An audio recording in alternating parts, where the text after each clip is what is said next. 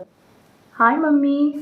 ఈరోజు మనం last 3 months నుంచి సఫర్ అయ్యే కోలిక్ పెయిన్ గురించి మాట్లాడుకుందామా?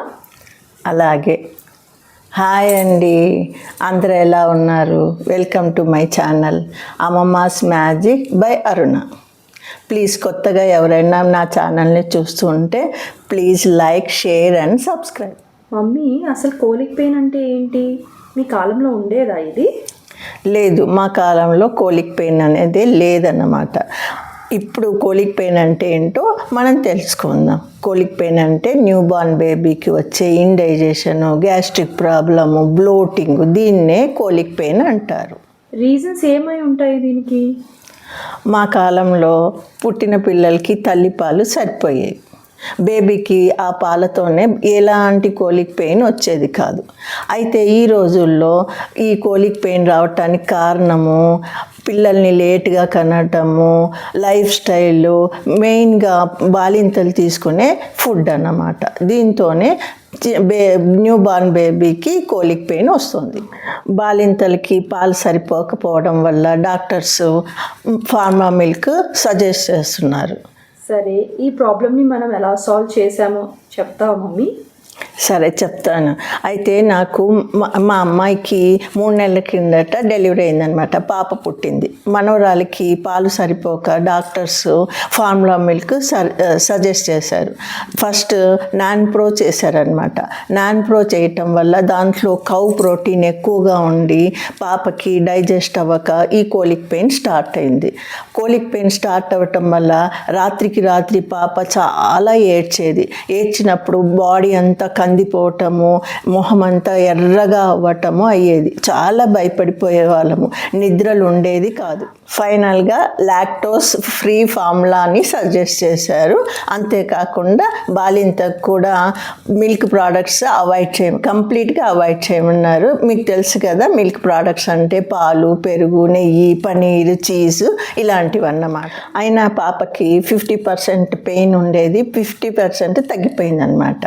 నేను అప్పుడు పాతకాలం నాటి చిట్కాలు పాటించాను అనమాట.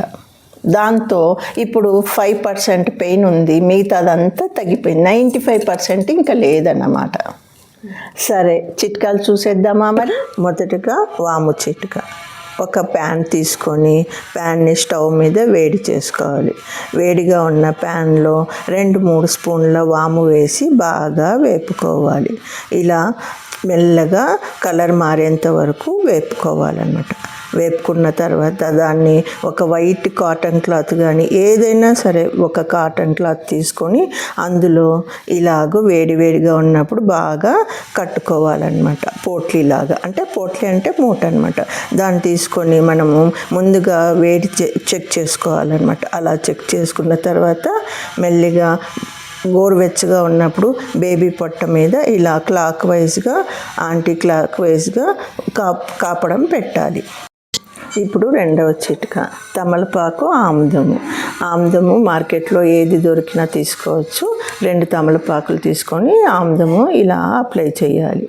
అప్లై చేసిన తర్వాత మనము స్టవ్ వెలిగించాలి. స్టవ్ వెలిగించి 2 తమలపాకులు ఇలా కాడ పట్టుకొని మనం ఎలాగైతే ఆముదం రాసామో ఆ సైడ్లో ఇలా వేడి చేయాలి. వేడి చేసేటప్పుడు తమలపాకులు కానీ మన చేతులు కానీ కాలకుండా జాగ్రత్త పడాలి. బాగా వేడి చేసి ఇలా కొంచెం చెక్ చేసుకొని గోరువెచ్చగా ఉన్నప్పుడు బేబీ పొట్ట మీద తమలపాకులను 2 అలా పెట్టాలి. బాగా పెట్టిన తర్వాత కొంచెం సేపు ఒత్తి పట్టుకోవాలి. కావాలంటే మనము దాని చుట్టూ కాటన్ క్లాత్తో బ్యాండేజ్ లాగా వేసుకోవచ్చు. 3వ చిట్కా చూసేద్దామా మరి? 3వ చిట్కా ఇంగువ పట్టు. దీనికోసము మనము ఒక చిన్న బౌల్ తీసుకోవాలి. అందులో 2 స్పూన్ల ఇంగువ తీసుకోవాలి. తర్వాత కొంచెం వాటర్ తీసుకొని బాగా కలుపుకోవాలి.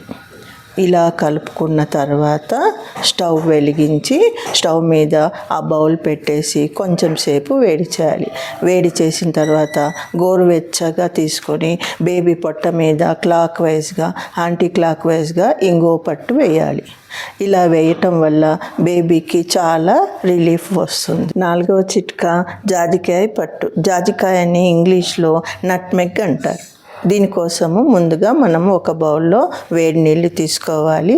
గంధపు చెక్క తీసుకొని దాని మీద జాజికాయ అంటే నట్మెగ్ని ఇలా అరగదీసుకోవాలి. బాగా అరగదీయాలి. ఇలా నేను చూపించినట్టు బాగా అరగదీయాలి. అరగదీస్తే అది కొంచెం కలర్ మారినట్టు ఆ వాటర్ వస్తుందన్నమాట. ఆ వాటర్ని తీసుకొని మనము బొడ్డు చుట్టూ అలా అప్లై చేయాలి. అప్లై చేసి ఒక 5 నిమిషాలు అలా ఉంచేస్తే బేబీకి త్వరగా రిలీఫ్ వస్తుంది. నేను 4 చిట్కాలు చెప్పాను కదా, ఈ 4 చిట్కాల్లో ఏదో ఒకటైనా ఫాలో అవ్వచ్చు. లేదంటే బేబీకి చాలా సివియర్గా పెయిన్ ఉందనుకోండి, అప్పుడు మనం ఈ 4 రెమెడీస్ని ఒకదాని తర్వాత ఒకటి 5 మినిట్స్ గ్యాప్ ఇస్తూ ఫాలో అవ్వచ్చు అనమాట. ఈ రెమెడీస్ ఫాలో అవ్వటం వల్ల ఎలాంటి హాని ఉండదన్నమాట. పాపకి ఎలాంటి ప్రాబ్లం కూడా రాదు. ఎందుకంటే మనం పొట్ట లోపల ఇవ్వట్లేదు కదా, పొట్ట చుట్టూ మనం కాపడం పెట్టడం కానీ తమలపాకుతో కాపడం పెట్టడం కానీ చేస్తున్నాం కాబట్టి ఎలాంటి ప్రాబ్లము రాదు. ఈ రెమెడీస్ ఫాలో అవ్వటం వల్ల మా మనవరాలకి 95% కోలిక్ పెయిన్ తగ్గిపోయిందనమాట. ఇది నా అనుభవంతో చెప్తున్న మాటలు, అమ్మమ్మ మాటలు. మీరు కూడా తప్పకుండా ఫాలో అవుతారు కదా.